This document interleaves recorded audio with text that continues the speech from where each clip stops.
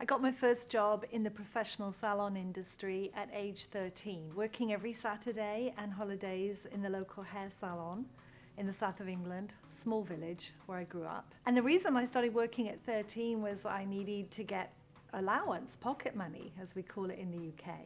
There was no extra money going around in my house. My mother had been widowed at age 38.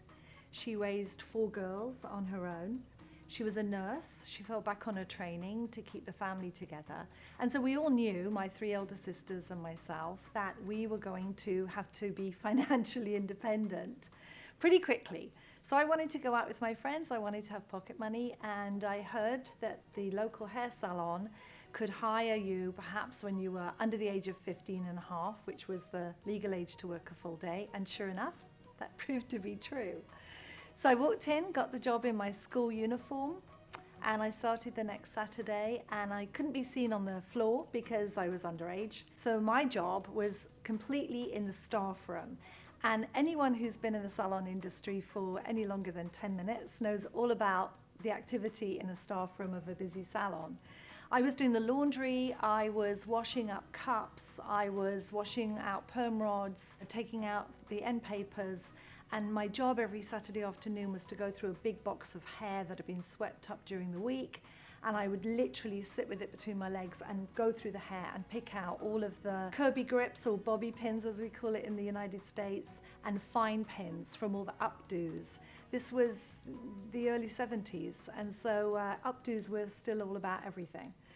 And that was my job, and I loved it. I heard every piece of gossip in that staff room because the stylists would come flying in and flying out and throw a tint bowl in the sink, and I would wash it up. I'd go and get everyone's lunches.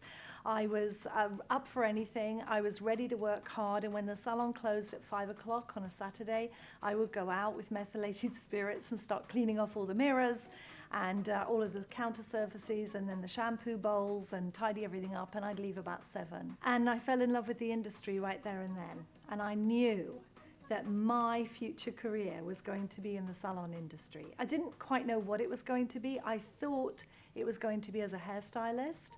And then when I was about 16 years old in that same salon, they hired a skin therapist, then called a beauty therapist in the UK.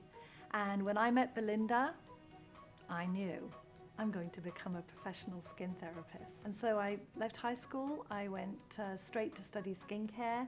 I've been in this industry my whole life, and I know the power of a career with a skill set in your hands. It can literally take you anywhere in the world.